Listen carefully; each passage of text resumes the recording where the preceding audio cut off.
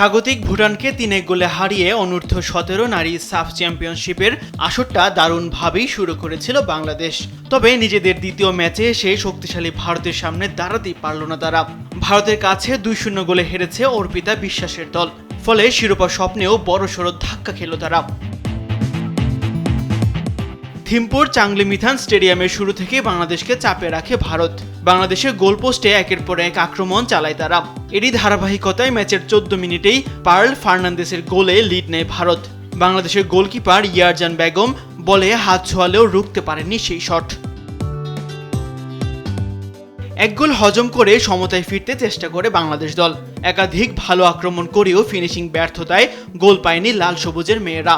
ফলে ১-০ গোলে পিছিয়ে থেকে প্রথমার্ধের খেলা শেষ করে মাহবুবুর রহমান লিটুর শিষ্যরা। এদিন বিরতির পর ভারতের মেয়েদের সামনে দাঁড়াতেই পারেনি অর্পিতা আরিফারা। একের পর এক আক্রমণে বাংলাদেশের হাইলাইন ডিফেন্সকে পরীক্ষায় ফেলতে থাকে ভারতের ফরওয়ার্ডরা। ৭৬ মিনিটে স্কোরলাইন ২-০ করেন বনিফিলিয়া শোরলাই। শেষ পর্যন্ত চেষ্টা করেও আর ঘুরে দাঁড়াতে পারেনি বাংলাদেশ। ফলে ২-০ গোলে লজ্জার হার নিয়ে মাঠ ছাড়তে হয় লাল সবুজদের। তাসবিহ অরণ, স্পোর্টস ডেস্ক, দেশ টিভি।